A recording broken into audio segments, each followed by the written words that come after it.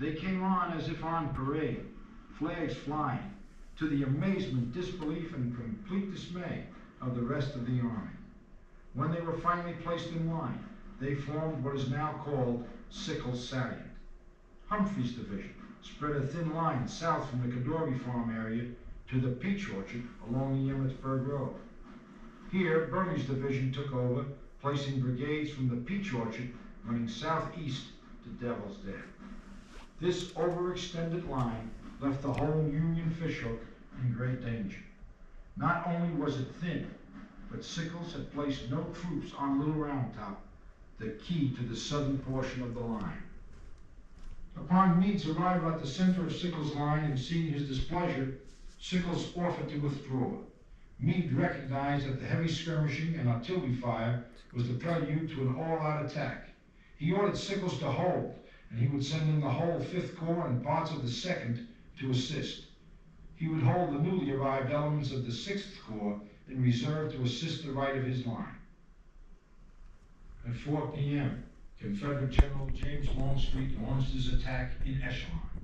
Brigades of Hood's and McClaw's divisions, moving in one at a time from their right to their left. The idea was to roll up the Union left flank and drive it north parallel with the Emmetsburg Road against the Union line of North Cemetery Ridge and Hill. As the Confederates struck, the hills known as Big Round Top and Little Round Top began to receive the attention they deserved. Big Round Top, covered in trees, was ruled out because of the lack of opportunity to use artillery or infantry in the heavy woods.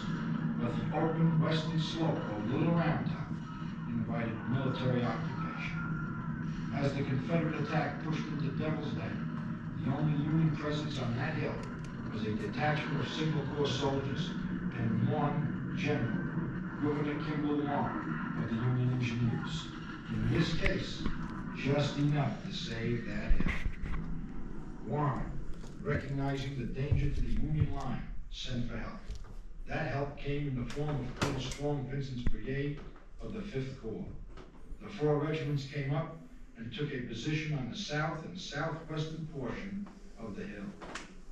The last regiment in line, the 20th Maine, under Colonel Joshua Lawrence Chamberlain, with Pennsylvania, New York, and Michigan regiments successively to their right.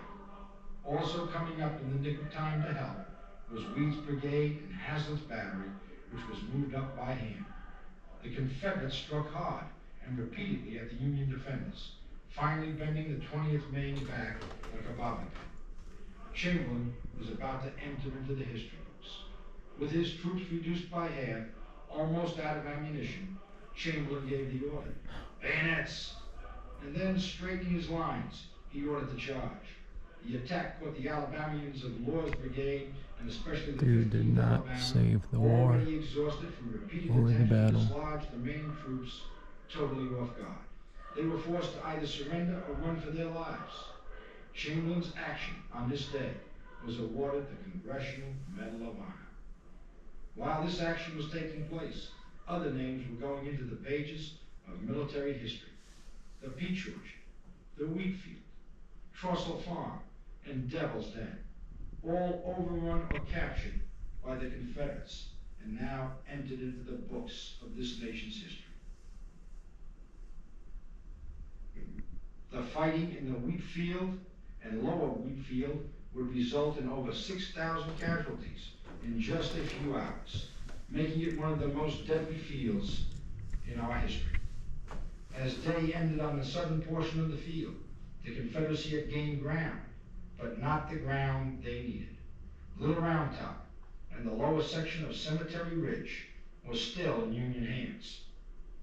As Longstreet's attack against Sickles' salient on the Union left flank was at full pitch, Lee had ordered Ewell to demonstrate and strike against the Union's right at Culp's Hill, the point of the hook. The attack, which was supposed to be in concert with Longstreet, did not get started until 6 p.m., 2 hours after the attack south of town. The attack met with limited success on the eastern slope, as most of the Union's 12th Corps had been pulled from their entrenchments to assist the 3rd Corps on the Union left. But a Union brigade was strongly entrenched on the top of Culp's Hill, and it would be this brigade that would hold until nightfall, force the action on the hill to a close. As the Confederates were attacking Culp's Hill, 2 brigades of Confederates were moving around Culp's Hill and charging up East Cemetery Hill.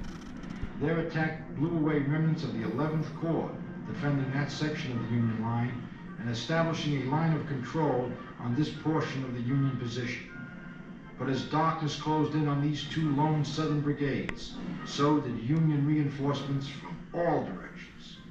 In the darkness, with only the bolt of light from rifle discharge and not sure who they were firing at, the Confederates were finally forced back down the hill. This ended the action of July 2nd. Again, with the exception of some entrenchments on the eastern base of Culp's Hill, the main Union fishhook defense line is still intact. July 3rd, 1863. The final act of Gettysburg is about to take place. Decisions must be made. Decisions that will literally change the course of our nation's history and the world we live in. As the night of July 2nd wears on, General Meade will meet with his corps commanders at his headquarters in the Lydia Leicester Farm on Taneytown Road. Although some are still intimidated by Lee's abilities, most will offer to stay and fight. Meade will agree. One more day. He even suggests that if Lee attacks on the 3rd, it will be on the Union center. Lee makes his decision. He will attack the Union center, break the Union Army apart. In the early morning hours of July 3rd, he will meet with General James Longstreet, his old war horse. Longstreet will argue against the attack, but Lee, remembering his great victory at Chancellorsville, will order the assault. He will use the fresh division of George Pickett, 5,000 Virginians of Longstreet's First Corps who have not taken part in the battle as yet, to spearhead the charge. He will support them with the brigades of 2 divisions of A.P. Hill's 3rd Corps under the temporary command of Johnston Pettigrew and Isaac Trimble. Lee will also order approximately 145 cannons to be placed in position to soften the Union line prior to the assault. The overall commander is General James Longstreet, the same man who does not believe the attack will succeed, but he will do his duty this day. As July 3rd dawns, the stage is being set. One of Lee's plans is crushed quickly. The Confederates were to renew the attack at Culp's Hill, but the Union strikes first. By 12 noon, the fighting on Culp's Hill is over, with the Confederates losing the ground gained on the 2nd and the Federals in control of Culp's Hill. As noon turns, the quiet of the battlefield is shattered at 1 p.m. 2 cannon shots ring out. Number 1, fire! Number 2, fire! The curtain goes up on the single most dramatic act at Gettysburg, Pickett's charge.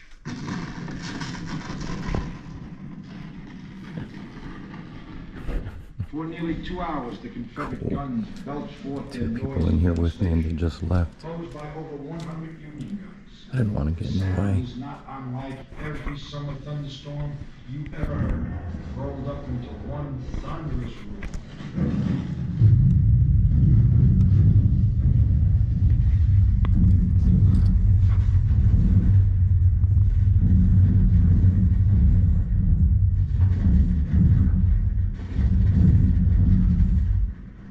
Shakes and rumbles, and people will say it is heard from Harrisburg to Philadelphia.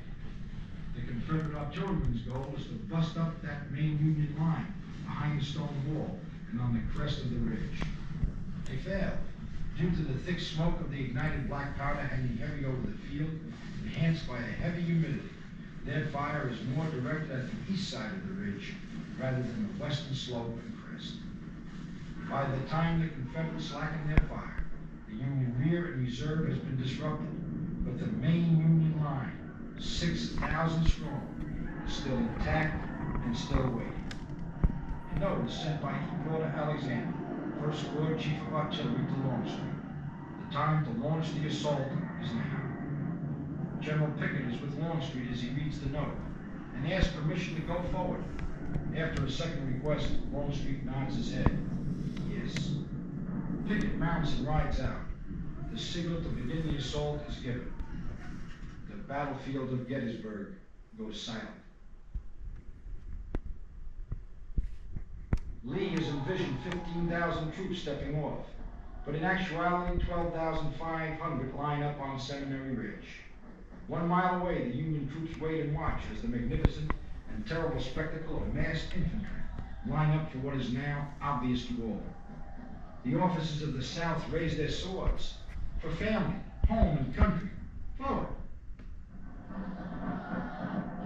As the massed brigades, 9 in all, with 2 in support, step out, the unsilenced Union artillery begins to respond from Cemetery Hill to Little Round Top.